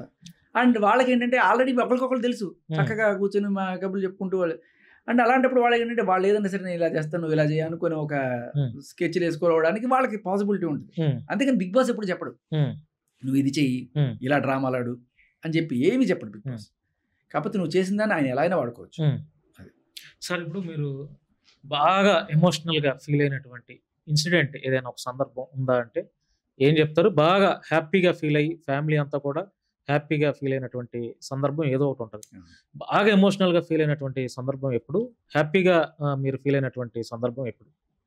బిగ్ బాస్లో ఉన్నప్పుడే రెండు జరిగినాయి యాక్చువల్గా. బిగ్ బాస్కి వెళ్ళే ముందే నాకు చాలా క్లిష్టమైన పరిస్థితి. ఒక పక్క ఇంత ఈ హడావిడి నడుస్తుంది, ఈ టైంలో పాపం వెళ్ళిన వదిలేసి వెళ్ళిపోవాలి పిల్లకాయల్ని, అక్కడే ఒకటి చూస్తే డైనోసర్ మింగేస్తారా, అది కూడా ఇది ఉండింది. అది ఒక పక్క. సరే ఇంకో పక్క రెండోసారి తలుపు తట్టింది. లాస్ట్ ఇయరే బిగ్ బాస్ ఇది వచ్చింది కానీ మెటీరియల్ అవ్వాలి. బట్ ఈసారి కూడా వచ్చినప్పుడు మనం వెళ్ళకపోతే అని నాకు ఒకటి ఉండింది. వెళ్దాం ఉన్నా కూడా ఇంకో పక్క అన్నిటికంటే టఫెస్ట్ సిచ్యువేషన్ అంటే మా ఆవిడ 9 months ప్రెగ్నెంట్. అప్పుడు ఇంకొక 2 వారాల్లో డెలివరీ అనగా అప్పుడు నాకు ఆఫర్ వచ్చింది. నేను చెప్పా ఏమన్నా కుదురుతుందా ఆ రోజున అట్లీస్ట్ 1 day నాకు వెసులుబాటు ఇస్తారా బయటకు వెళ్ళడానికి అంటే కుదరదు. సరే ఇంకా బయటకు వచ్చిన తర్వాత మాట్లాడా. సరే అయినా కూడా వెళ్ళు అని చెప్పి మా ఆవిడే కొంచెం ప్రోత్సహించి పంపించింది. వెళ్ళిన తర్వాత సరే ఇది బాగానే ఉన్నా first week. But second week అక్కడ మనకి టైం ఉండదు, రోజు డేట్లు కూడా తెలియదు, ఏదో ఉన్నట్టు లెక్కేసుకుంటున్నా. అప్రాక్సిమేట్లీ September 14th 15th ఆ టైంలో డెలివరీ అవ్వచ్చు అన్నట్టుగా రోజులు దగ్గర పడుతున్నాయి. నాకు ఏమీ కబుర్లు రావట్లేదు. పక్కన టెన్షన్ అయిందనా, ఏంటి తను సేఫ్గా ఉందా, సిజేరియన్ అన్నారు, అదొకటి ఉంటుంది కదా. ఇప్పుడు మనిషికి పునర్జన్మ కదా డెలివరీ అంటే. ఆ టైంలో నాకు దానికి తోడు ఏమైందంటే నాకు ఫస్ట్ పాప, రెండోసారి బాబు. అయితే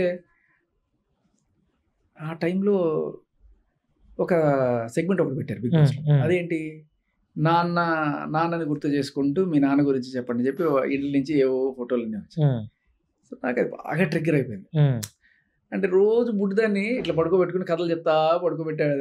రోజు నాన్న కథలు చెప్పు నాన్న. ఒక పక్క ఏమో ఇప్పుడు ఈమెకేమో ఇది ఎక్కడ మీద పడుతుందో అని చెప్పి రోజు నేనేం చేసేవాడిని, అంత దూరం పడుకుంటే నేను దీన్ని తీసుకుని పక్కన ఎక్కడ పడుకోబెట్టుకుని నేను కథలు చెప్తూ, లేకపోతే దొలుకుంటూ ఎక్కడ పొట్ట మీద పడుతుందని భయం. అలా ఉండే సిచ్యువేషన్ నేను వదిలేసి వచ్చేసాను. ఇప్పుడు ఇద్దరు పిల్ల అదే కడుపులో బిడ్డ ఇక్కడ పక్కన, అదొక బాధ ఉంది. ఇంకో పక్క ఏమో దీనికి పాపం కథలు చెప్పేవాళ్ళు ఎవరు అది అని చెప్పి నాకు ఆ సిచ్యువేషన్లో అందరూ కూడా వాళ్ళ నాన్నల గురించి మాట్లాడుతుంటే నేను ఏం చెప్పానంటే, మీ అందరూ అంటే మనందరికి నాన్న ఇష్టం, కానీ నాన్నకి మనం ఎంత ఇష్టమో మీరు నాన్న అయ్యేదాకా మీకు తెలియదు అని చెప్పి నాకు ఆల్మోస్ట్ ఏడుపు వచ్చేసింది. అదే బాగా ఎమోషనల్ గా ఫీల్ అయినట్టు. అది ఎమోషనల్ గా అక్కడ ఆన్ రికార్డ్ ఫీల్ అయింది. కానీ తర్వాత రాత్రిపూట నాకు కళ్ళు వచ్చేవి. అంటే ఎక్కడో మా మిస్సెస్ ఎక్కడో ఏదో గుడిలో వెళ్ళిపోయినట్టు, ఆ గుడికి అసలు ద్వారాలు వెళ్ళినట్టు, పాపం ఒక్కతే కూర్చొని ఏదో ధ్యానం చేసుకుంటున్నట్టు, నేను వెళ్ళి పిలుస్తున్నట్టు, తను రాకుండా అట్లా నేను ఎవరో తెలియనట్టు చేస్తున్నట్టు, ఇట్లా పిచ్చి పిచ్చి కళ్ళన్నీ వచ్చాడు. మీ మైండ్ అంతా ఫ్యామిలీ మీదే ఉంది, లోపల ఉన్నా కూడా ఏం జరుగుతుంది బయట. సెకండ్ వీక్ లో ఆ లాస్ట్ 2-3 days కొంచెం అది ఉండేది. ఎప్పుడు తెలుస్తుందా ఒక న్యూస్, ఎవరిని కన్ఫెషన్ రూమ్ లోకి పిలిచినా నాకేనా ఉండేది. అది చాలా నాగార్జున గారు ఎప్పుడైతే స్టేజ్ మీదకి వచ్చి శేఖర్ భాష నీకు కొడుకు పుట్టాడు అని చెప్పాడు, ఇంత డౌన్లో బాధలో ఉన్నవాడు ఒక్కసారి యాక్టివ్ అయిపోయాడు. కొడుకు పుట్టాడు and wife delivered healthy baby and she's healthy అని చెప్పగానే ఒక్కసారి హైయెస్ట్ నుంచి హైయెస్ట్ అనమాట. ఈ రెండు అక్కడే జరిగాయి. బాగా ఎమోషనల్. బాగా ఇంతకు ముందు పాప పుట్టినప్పుడు కూడా ఎవరికైనా బిడ్డ పుట్టడం కన్నా మించిన ఆనందం ఏముంటది, కానీ ఆ టైంలో నేను పక్కనే ఉన్నా కదా, ఇంత లో కూడా లేదు, బాగా ఎంజాయ్ చేసాం. కానీ ఇది బాగా అదే కదిలించిన సిచ్యువేషన్. సార్ ఇంకా ఎండ్ కార్డు పడినట్టేనా రాజతరం లావణ్య అది? సో ఫైనల్ గా మీకు తెలిసి ఎండ్ అంటే ఏంటండి అంటే ఇంకా చాలా మంది ప్రజలు కూడా సార్ అంటే ఆయనకి రావాల్సిన, వాస్తవానికి మీరు ఏ ఇంటర్వ్యూ ఇచ్చినా ఆ మీడియా ఛానల్స్ లో మీరు మాట్లాడుతున్నప్పుడు ఈ టాపిక్కి వస్తుంటే కింద కామెంట్స్ మీరు గమనిస్తున్నారో లేదో, ఈ న్యూస్ వల్ల ప్రజలకు ఏం ఉపయోగం, ఈ న్యూస్ వల్ల సొసైటీకి ఏం లాభం, ఎందుకు ఇట్లాంటి ఇంటర్వ్యూస్ని ఇంకా ఎక్స్పోజ్ చేస్తున్నారు మీడియా ఛానల్ వాళ్ళు? ఇంకా పని పాట ఏం లేదా? రాజ్ తరుణ్ లావణ్య ఇష్యూ ఆల్రెడీ అందరికి తెలిసిందే. ఆ అమ్మాయి ఎలాంటిదో తెలిసిందే. శేఖర్ భాష ఎట్లాంటి వ్యక్తో తెలుసు. రాజ్ తరుణ్ ఎంత అన్ని ఇట్లా కామెంట్స్ పెడుతున్నారు. ఆ పెట్టినప్పుడు కూడా అంటే ప్రజలు ఇది డైజెస్ట్ చేసుకోలేకపోతున్నారండి. అంటే కాదు చాలా నిజానికి చిరాకు పడుతున్నారు. నాకు కూడా బోల్డ్ ఆ. పనులు ఉంటాయి, అవును. కానీ ఈ ఇంటర్వ్యూకి రావాల్సిన పరిస్థితి ఎందుకు ఉమ్, వచ్చింది తెలుసా? ఉమ్, ఈ అమ్మాయి మీడియాకి రావడం, ఉమ్, మీడియాకి రాగానే రామ్మా ఉమ్, అని చెప్పి ఎవడు ఉమ్, పిలవడు. ఉమ్, కానీ ఇంత దారుణమైన వ్యక్తి తల్లిని ఎల్లని తిట్టిన ఉమ్, డ్రగ్స్ కూడా తీసుకొచ్చి నువ్వు ఇంటర్వ్యూలు చేస్తుంటే ఉమ్, అప్పుడు అది కూడా వాడి మీద వాడట్లా వీడిట్లా అని చెప్పి ఉమ్, అందరి మీద నిందలేస్తుంటే ఉమ్, బురద వేసేస్తుంటే ఉమ్, కడగడానికి ఒకటి రావాలి కదా. అవును. నేను అదే పని చేస్తున్నాను. నేను యాక్చువల్గా మిమ్మల్ని పిలవడానికి కూడా మెయిన్ రీజన్ అదేనండి. దీనికి అసలు ఇంకా అంటే ప్రజలకి ఇంకా ఇబ్బంది లేకుండా ఇది అదే ఎండ్ కార్డ్ ఏమన్నా ప్రజలకు ఉందా? ఇబ్బంది కాకుండా ఉండాలంటే ఆ ఉమ్, మీడియా ఛానల్స్ ఆవిడ ఇంటర్వ్యూ చేయడం మానేస్తే సరిపోతుంది కదా. అవును. అవును. ఇట్లాంటి దరిద్రాన్ని అంతా తీసుకొచ్చి అక్కడ వేసిన తర్వాత అవును. మరి ఇప్పుడు ఆవిడ వల్ల మస్తాన్ సాయి వాళ్ళ అమ్మ నాన్న పాపం వచ్చి ఏడ్చి ఉమ్, ఆయన ఏదో చావుదాకా వెళ్ళిపెట్టాను నిన్న అవును. అర్ధరాత్రి. ఉమ్, సో ఇలా అందరి మీద నిందలు, ఉమ్, ఆఖరి నేను వచ్చేది నా మీద నిందలు, ప్రతి ఒక్కరి మీద నిందలు, ఉమ్, చంపేసే స్కెచ్లు ఉమ్. ఇంత దారుణంగా చేస్తున్నప్పుడు మనం బయట మళ్ళీ కామ్గా అసలు మాట్లాడాల్సిన నేను బయటకు మాట్లాడాల్సిన రాకుండానే నేను పరిస్థితి కామ్గా వస్తుంది. ఉన్నాను. అప్పుడు మాట్లాడాల్సిన పరిస్థితి వస్తుంది. చెడు అక్కడ గాండ్రిస్తుంటే నిజం ఉమ్, ఎక్కడో దాక్కుంటే ఎట్లా ఉంటుంది? అవును. మనం వచ్చి నిజం చెప్పకపోతే ఉమ్, అది కూడా తప్పే. ఉమ్, మేధావుల మౌనం కూడా చాలా పెద్ద తప్పే. ఉమ్, నేను పెద్ద మేధావులు అని చెప్పను, ఉమ్, కానీ నా దగ్గర కొన్ని ఉమ్, సాక్ష్యాలు వచ్చినాయి, ఉమ్, అవి నేను బయట పెట్టకపోతే ఉమ్, అవతల వాళ్ళు డిఫేమ్ అయిపోతున్నారు. ఉమ్, ఫర్ ఎగ్జాంపుల్ జానీ మాస్టర్కి సంబంధించిన అనుకో, వాళ్ళ అమ్మ వెళ్ళి మౌలానా దగ్గర కూర్చొని మౌలానా సాబ్ తోటి ఉమ్, मेरे बेटी को इस्लाम में 4 शादियाँ रहता है ना, ఉమ్, ఆయనకి ఇచ్చి పెళ్లి చేద్దాం అనుకుంటున్నాను. ఉమ్, వాళ్ళ ఆవిడతో కలిసి ఆయన సినిమాకి వెళ్ళినా లేకపోతే ఏదైనా రెస్టారెంట్కి వెళ్ళినా మా బేటీసే బర్దాష్ట్ ఎవరా, ఉమ్, ఇలాంటివన్నీ చెప్పింది. ఉమ్, ఇలాంటివన్నీ చెప్పి ఆయన అలా చేశాడు ఇలా చేశాడని చెప్పి ఆయన మీద రేపు కేసులు పెడితే వినేవాడు ఉమ్, ఇవి తెలియకపోతే అందరూ ఉమ్, ఆయనే చెడ్డవాడు అనుకుంటారు కదా. ఉమ్, ఉమ్, బయటికి తీసుకురావాలి కదా. ఇప్పుడు నా దగ్గరికి ఒక సాక్ష్యం వచ్చింది, పాపం ఉమ్, ఒక అతను ఏమని పంపిస్తాడు, నేను నిజాన్ని బయటికి తీసుకొస్తాను ఉమ్, అని చెప్పి ఎవరో ఒకడు పంపించాడు అనుకోండి, వాడు సోషల్ మీడియాలో పెట్టుకోవచ్చు, దాని పెద్ద ఇదేం లేదు. కానీ ఎందుకు నా దగ్గరికి పంపిస్తారు? ఉమ్. నేను ఆల్రెడీ మీరు గట్టిగా బయటకు వచ్చేస్తున్నారు, బయట వాయిస్ మాట్లాడితే ఇస్తున్నారు. ఒక విలువ ఉంటుంది ఉమ్, అని చెప్పి. అలా కాకుండా వాళ్ళు పంపించినా కూడా ఇది డైరెక్ట్గా లావణ్యతకు పంపించేసి ఇదిగో ఉమ్, వీడిట పంపిస్తున్నాడు ఉమ్, ఎంతో కొంత సెటిల్ చేయి ఉమ్, అని చెప్పి సెటిల్ చేసుకునే వాళ్ళు కూడా లేకపోలేరు. ఉమ్, సో నా దగ్గరికి ఏదన్నా వచ్చినప్పుడు నేను కూడా ఇలాగే పోయి ఉమ్, అసలు మీడియాకి రావడం ఎందుకు, ఉమ్, నేను వెళ్ళి ఇదిగో ఇది వచ్చింది నీ పరువు పోద్ది, ఉమ్, నాకు ఎంతో కొంత ఇచ్చేసి నేను హ్యాపీగా బతుకుతా, ఉమ్, నాకు ఫ్యామిలీ ఉంది కదా ఉమ్, అని చెప్పి నేను కూడా చేసుకోవచ్చు కదా. ఉమ్, బ్లాక్మెయిల్.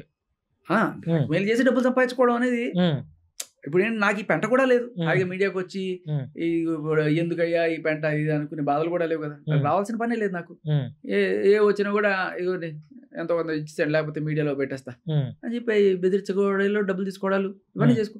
సో ఒక ఆధారం మన దగ్గరికి వచ్చినప్పుడు ఒక ఉమ్, నిర్దోషికి శిక్ష పడుతుంది. ఉమ్, జానీ మాస్టర్ పాపం అవార్డు పోయి జైల్లో పడి ఇంత నరకం అనిపిస్తున్నప్పుడు అప్పుడు నేను లేను. ఉమ్, బిగ్ బాస్ లోనే కరెక్ట్గా జానీ ఉమ్, మాస్టర్ ఎపిసోడ్ ఉమ్, జరిగినప్పుడు ఉమ్, ఉండుంటే ఆ రోజు బయట పెట్టేవాడిని.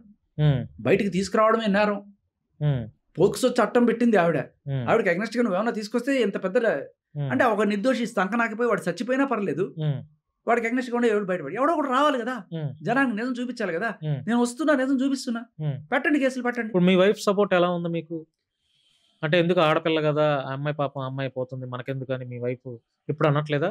జానీ మాస్టర్ వాళ్ళ వైఫ్ ఆడపిల్ల కదా, ఉమ్, అవును. ఇంకా ఈవిడికన్నా బెటర్ ఆడపిల్ల కదా. ఉమ్, ఎందుకంటే ఆవిడ పిల్లల్ని కన్నది, ఉమ్, ఒక ఒక ప్రాణం ఫ్యామిలీ. ఇద్దరు అవును. ప్రాణం ఇచ్చింది ఆవిడ.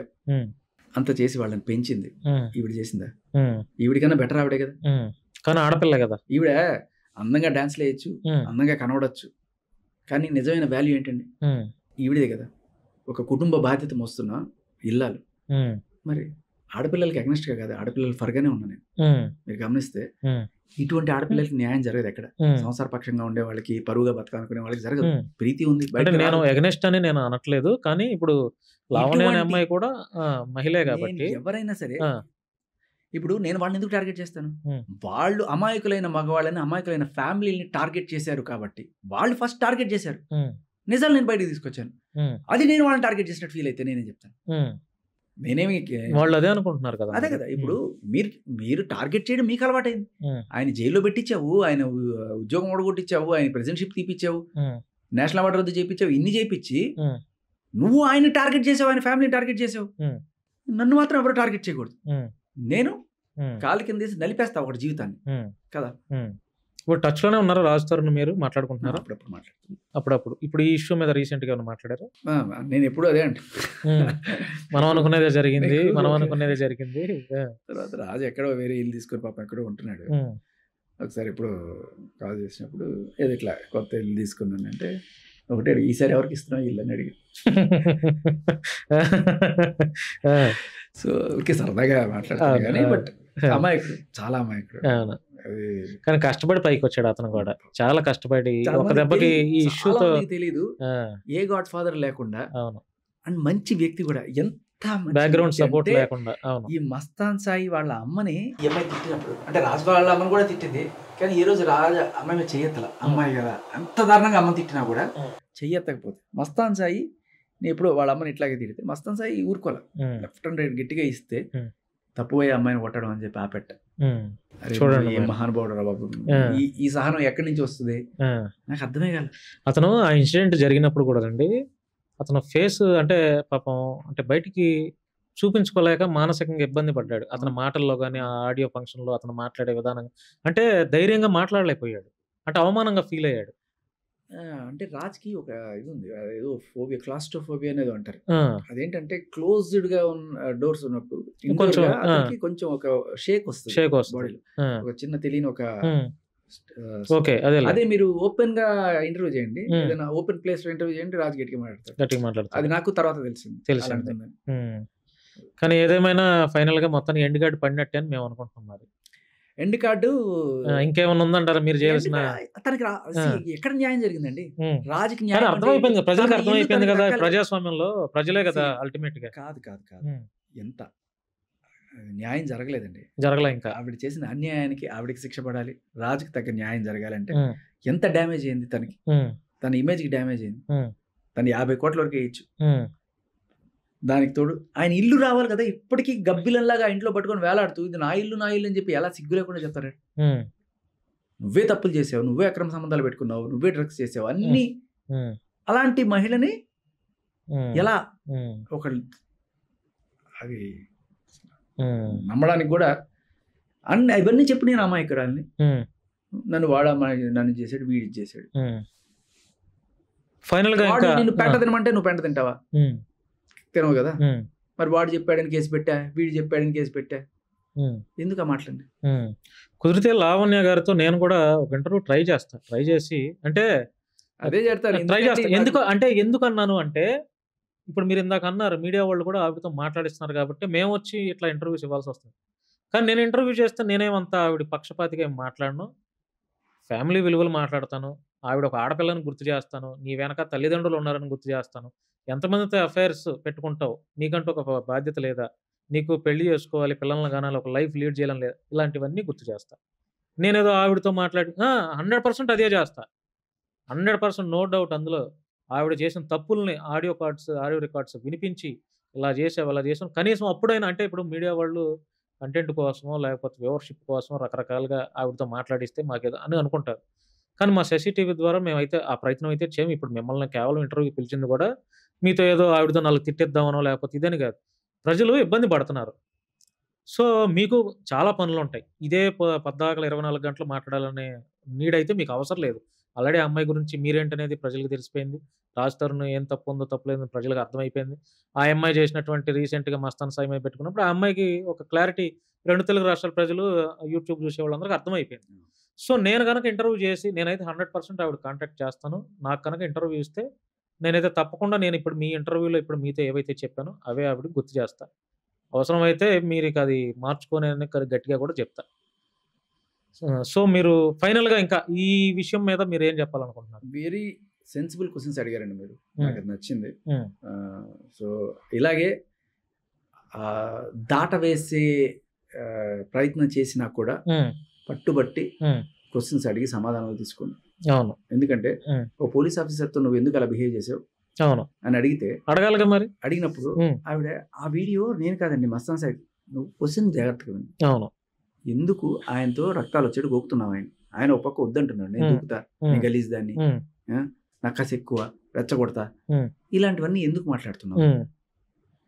అవును. వ్యవస్థల్ని ఎందుకు మ్యానిపులేట్, ఎందుకు ఒక తప్పుడు ఆరోపణలు ఎందుకు చేస్తున్నారు? సో అవి వేరే చెప్తుంది. ఒక క్వశ్చన్ అడిగితే వేరే ఆన్సర్ చెప్పేసి దాటిస్తా ఉంటుంది. ఉమ్, సో గట్టిగా దమ్మున్న ఉమ్, జర్నలిజం కావాలి. ఉమ్, ఇట్లా అడిగి నిజాలు బయట పెట్టాలి. ఉమ్, అప్పుడు ఉమ్. కింద మీ కామెంట్ అదే అడుగు అలా అడుగు అని పెడతారు. అవును, వాస్తవానికి అదేనండి. ఇప్పుడు ఆడపిల్లని ఆ అమ్మాయి మర్చిపోయింది. ఆడపిల్లలు అనేవారు పరువు మర్యాదలు ఎలా ఉంటారో మనందరూ తెలుసు. సో ఆ అమ్మాయి అంత పబ్లిక్గా దారుణంగా ఫ్యామిలీని మర్చిపోయింది. అరే నేను పోలీస్ ఆఫీసర్ని ఇరికిస్తున్నాను అనేది మర్చిపోయింది. వాళ్ళ మీద ఎలిగేషన్ చేస్తున్నాను, ఇప్పుడు రాజ్ తరుణ్ మీద చేశాను, రాజ్ తరుణ్ మోసం చేశాడని నేను చేశాను, ప్రజలు కూడా చూశారు. మళ్ళీ ఇప్పుడు మస్తాన్ సాయి నన్ను మోసం చేశాడంటే ప్రజలు నన్ను ఏమనుకుంటారు, నా క్యారెక్టర్ని ఏమనుకుంటారు, నేను డ్రగ్ అడిక్ట్ అని చెప్పి అనుకుంటున్నారు, మరి నా పరువు ఏంటి, నన్ను నమ్ముతారా, ఇవన్నీ ఆవిడ ఎందుకు ఆలోచన చేసుకోలేకపోతుంది అని. ఇప్పుడు మీరు ఒక మాట మాట్లాడితే అది అందులో వాస్తవం ఏంటి నిజం అనేది ప్రజలు గమనిస్తారు. కాస్త కొస్తారే నిజమే చెప్తున్నాడు, ఇతను ఎప్పటి నుంచో రాస్తారని సపోర్ట్గా ఉన్నాడు, ఆ అమ్మాయిని తప్పు పడుతున్నారు అని మీరు ఫైట్ చేస్తున్నారు. ఆల్రెడీ ప్రజలకు ఇప్పటికి ఇంతవరకు అర్థమైపోయింది. సో అలా అమ్మాయికి ఎందుకు అర్థం అవ్వట్లేదు అనేది నేను చాలాసార్లు ఆ వీడియోస్ చూస్తున్నప్పుడల్లా నాలో నేను క్వశ్చన్ చేసుకున్నా. సో నాలో నేను క్వశ్చన్ చేసుకోవటం కాదు, అసలు ఆ అమ్మాయినే. ఎక్కడంటే మనిషి తన సొంత కాళ్ళ మీద తను బతకాలి అని ఇప్పటికీ అనుకోలేకపోవడం. దేవుడు కాళ్ళు చేతులు ఇచ్చాడు, అవును, ఇంత క్రిమినల్ గా ఆలోచించి బుర్ర ఇచ్చాడు. అవును, ఈ తెలివితేటలు ఏదైనా సంపాదించుకోవడానికి ఓ బిజినెస్ బిజినెస్, ఒక ఉద్యోగం ఎక్కడన్నా చేసి అవును, డబ్బులు సంపాదించుకుని గర్వంగా ఆత్మగౌరవంతో బతుకు. ఉమ్, ఎందుకు వాళ్ళని వీళ్ళని బ్లాక్ మెయిల్ చేసి ఇల్లు కావాలి, డబ్బులు కావాలి, ఇదే పని కేసులు పెట్టి వాళ్ళని బ్లాక్. ఉమ్, ఆత్మగౌరవంగా బతకడం నేర్పించకపోతే తల్లిదండ్రులు ఉమ్, ఆడపిల్లలకి వాడు పోషిస్తాడు వీడు పోషిస్తాడు పెళ్ళైన తర్వాత ఇది వాడి బాధ్యత, మగాడు అనేవాడు నిన్ను పోషించడానికి పుట్టాడు, ఉమ్, ఉమ్, నువ్వు ఏమి చేయక్కర్లేదు, ఇలాంటివి నేర్పిస్తే ఇలాగే తయారవుతాయి. ఉమ్. నాకు కూతురు ఉంది. శీలం మానం అనేది చాలా పవిత్రం కదండి ఆడవాళ్ళకి. అటువంటిది ఆ అమ్మాయి అంత మందితో షేర్ చేసుకొని అలాగా మాట్లాడుతాను కూడా నాకు చాలా ఇబ్బందిగా ఉంది. ఆ అమ్మాయి మరి ఈ వీడియో చూసి నా మీద కేసు పెట్టినా కూడా నేను ఫేస్ చేయడానికి రెడీ, అందులో డౌటే లేదు. భయపడే వ్యక్తిని అయితే కాదు, కానీ గుర్తు చేస్తున్నా ఆవిడికి, నీకంటూ ఒక శీలం మానం ఉంది కదా, దాన్ని నీ భర్తతోనే పంచుకోవాలి కదా, ఇట్లా అబ్బాయిలతో ఇట్లా ఎందుకు ఇట్లాగా షేర్ చేసుకుంటున్నావు అని ఇట్లా అడగాలని ఉంది నాకు. ఒకటి ఆత్మగౌరవం అనేది ఎప్పుడైతే నీ కాళ్ళ మీద నువ్వు నిలబడితే అప్పుడు వస్తుంది. అండ్ అలా పెంచాలి పిల్లలు. ఇప్పుడు మీరైనా పిల్లలు పుడితే కూతురు అయితే కొడుకుని ఎట్టాగో మనం పెంచేది, ఒరే నువ్వు పోషించాలరా చచ్చినట్టు, లేకపోతే పెళ్లి కూడా చేయకూడదు. బట్ ఆడపిల్లలకి పెళ్లి చేస్తే వాడు చూసుకుంటాడమ్మా, ఇది కాదు. పైసా కూడా మొగుడిని అడగకుండా నీ కాళ్ళ మీద నువ్వు నిలబడాలి, ఏమన్నా కాబట్టి నువ్వే దానం చేయవాడికి, ఆ స్టేజ్ లో నువ్వు ఉండాలని చెప్పి అంత ఆత్మగౌరవంగా మనం ఆడపిల్లల్ని పెంచగలగాలి. లేదు భరణం అడుక్కో, ఆభరణాలు అడుక్కో, గిఫ్ట్లు అడుక్కో, వ్యాలంటైన్స్ చేస్తే వాడి గిఫ్ట్లు ఇస్తాడు, ఈ హోటల్ తీసుకెళ్తే వీడి బిల్లు కడతాడు, మొబైల్ బిల్లు ఆడు కడతాడు, బైక్ లో ఈడి తీసుకెళ్తాడు, చిల్లర. ప్రతి అమ్మాయి పాటించాలి. బైక్ డ్రైవింగ్ నేర్పించు పిల్లలకి, అన్ని నేర్పించు. మేక్ దెమ్, అమ్మాయిని ఒక ఏబుల్డ్ గా తయారు చేయాలి, అబలని సబలగా తయారు చేయాలి, అంతే. ఇవన్నీ అదే అంటారు, తన కాళ్ళ మీద తన నిలబడగలదనే కాన్ఫిడెన్స్ తనకి ఇవ్వాలి, ఎవరి మీద డిపెండ్ అవ్వాల్సిన అవసరం లేదని ఇది ఇవ్వాలి, నలుగురిని ఇట్లా పోషించగలిగే కెపాసిటీ ఉండాలి అని చెప్పి మనం ఎలా అయితే కాళ్ళు అదే వాళ్ళకి రావాలి. ఎంతసేపు వాడి గిఫ్ట్ ఇవ్వాలి, వీళ్ళు గిఫ్ట్లు ఇవ్వాలి, ఇటువంటి యాటిట్యూడ్లు ఇచ్చి ఫస్ట్ వీళ్ళని బయటకు తీసుకురావాలి. రైట్ సార్, థ్యాంక్ యూ అండి మీ యొక్క విలువైన సమయాన్ని మాతో కేటాయించినందుకు. ఫైనల్గా మీ మీద ప్రజలకి ఎటువంటి ఒపీనియన్ వచ్చిందో మాకు అర్థమైపోయింది, ప్రజలకు కూడా అర్థమైపోయింది. సో న్యాయం ఎప్పటికైనా గెలుస్తుంది, కొంచెం లేట్ అవుద్దాం అంతే. So thank you sir, thank you so much. So friends, ఇది శేఖర్ భాష, బిగ్ బాస్ శేఖర్ భాష గారితో ఇంటర్వ్యూ తీసుకోవడం జరిగింది. మీకు తెలుసు ఆయన ఎంతో కాలంగా ఏ విషయాల మీద ఫైట్ చేస్తున్నారో మీ అందరికీ తెలుసు, నేను కొత్తగా చెప్పేది ఏం లేదు. సో మీ యొక్క అభిప్రాయాలని ఏదైనా మాకు తెలియపరచాలనుకుంటే కామెంట్ రూపంలో తెలియజేస్తారని మనస్ఫూర్తిగా కోరుకుంటున్నాను. చూస్తూనే ఉండండి శశి టీవీ, నేను భాను మేకల.